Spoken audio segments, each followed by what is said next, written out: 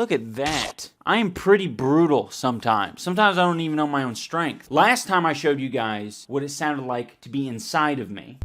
Now I'm going to show you guys what it sounds like to get punched by me. Because I've been Googling myself a little bit recently, and I noticed that a lot of people are curious, how hard can iDubbbz punch? It's a very popular search result. It's just a simple lapel mic, but the amount of wind that passes by this is how hard I can punch. You ready?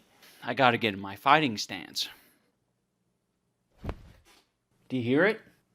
Do you hear it? Hopefully you guys heard that. I really don't know my own strength. Okay, so for this episode of iDubbbz Complains, I'm taking issue with what I like to call the joke police. The joke police are a group of people, whether they're on the right or the left, who think that they know what a joke is. No, not a joke to me. If it's not a joke to me, guess what? It ain't a joke. As the famous Benu Shapiro once said, jokes don't care about your feelings. These were not jokes, these were statements. Is literally a statement. There is no joke at all. One thing that I tend to hear a lot of is, it's just a statement. I don't think we should act like every joke is has to be some sort of knock-knock joke. What's brown, white, and red all over? I don't know. I don't fucking know, because it's not funny. I don't want to try. Another thing we have to watch out for is saying things like, This is sick, man. This is sick, disgusting stuff. It's not even funny. It's just disgusting. I didn't find that humorous. It's just simply repulsive. Now, if that's your genuine reaction to something, that's fine. That's your reaction. But if you're a critic, a writer, someone who has to, form valued opinions that people want to share online, then you need to put a little bit more effort into your critiques. I'd really quick like to share something that I found the other day. It's really disgusting. It was, this was said at a comedy club. I don't know how he got away with it. By a guy who got, he got outed for some sort of sexual misconduct about a year ago. He said, "Coming is a need, I need to come. The first time I came, I was 12 and I haven't skipped a day since." Is that not the most disgusting, unfunny shit you've ever heard?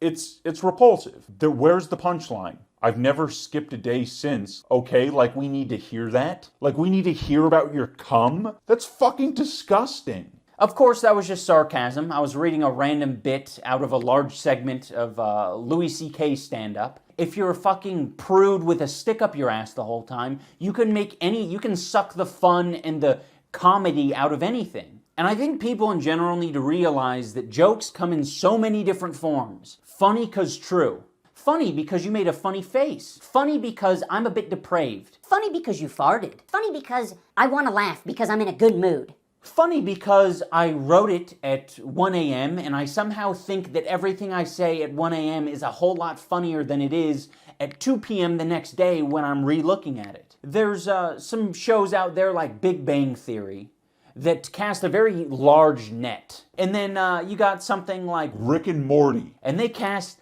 a slightly smaller net, but it still nets a lot of people. You just have to have a slightly higher IQ to understand the humor.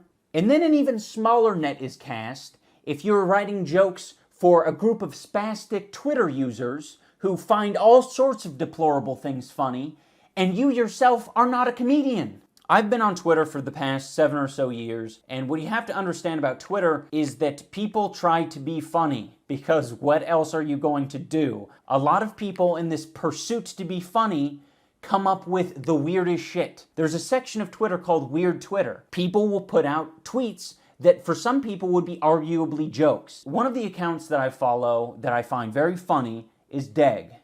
Got my dick caught up in a tree branch. Now I'm tossing a football up there to dislodge the darn thing. I find this one particularly funny, mainly for the darn thing. Referring to his dick as a darn thing is funny. Yuck. I wouldn't want to meet this guy in real life. There's a lot of tweets here about cum. I want to reiterate that this video is about critiquing the joke police. And with that said, I want to move on to these James Gunn tweets. James Gunn, he directed Guardians of the Galaxy. He got fired from Disney. I don't really fucking care. He can get fired. This first tweet that we're going to look at, I find the funniest by far out of all of them. And coincidentally, it seems to be the most cited tweet when any of these joke police are actually talking about the subject. I'm doing a big Hollywood film adaptation of The Giving Tree with a happy ending. The tree grows back and gives the kid a blowjob. If you think this is anything other than a joke, you know, with the setup, the punchline, the misdirection, all of that, if you think it's anything other than a joke, then you are either the dumbest person on the planet, or you're intentionally being ignorant so that you could further some agenda. 3-year-old was peeing on my head. They've highlighted that. You see, the person who found this tweet actually has to have a dirtier mind than the person who made the tweet. Because the person who made the tweet is making a water pressure joke. The person who found the tweet and highlighted this said there's something innately sexual about a child urinating on someone's head. There's something sexual about that. It's like, fucking no. No? Do you have a child? Did you teach your child how to pee in the toilet or poop in the toilet properly? I'm sure it was a bit of a messy job. Was it sexual between you and your child? What? What? The Expendables was so manly, I fucked the shit out of the little pussy boy next to me. The boys are back in town. How? I ask you, how is it fucking possible that someone says that is evidence of pedophilia? No, Ian, it's not just that, dude. It's that one and the one about the giving tree, and it's the one about the 3-year-old peeing on his head, which was a water pressure joke. It's all of them together. Connect the dots, man. Are you stupid?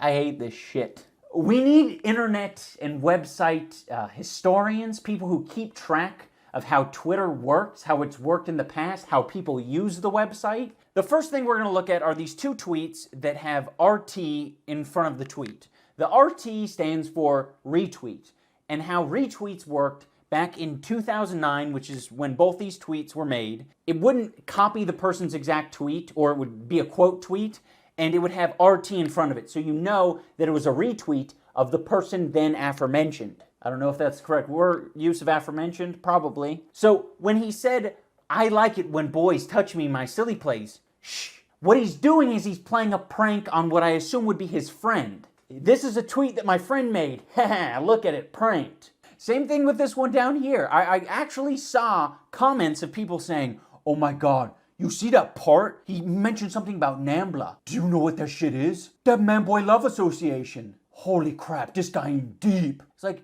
no. The point is that he's making it look like this other person is a member of NAMBLA. The reason this whole retweet prank thing sort of stood out to me is I remembered that I pulled pranks like this on Twitter during that era. If you liked a video on YouTube, it would send a tweet out saying, I liked a video from so-and-so, and put the title there and the link. So I would tweet out something like, I liked a YouTube video from @TheFineBros.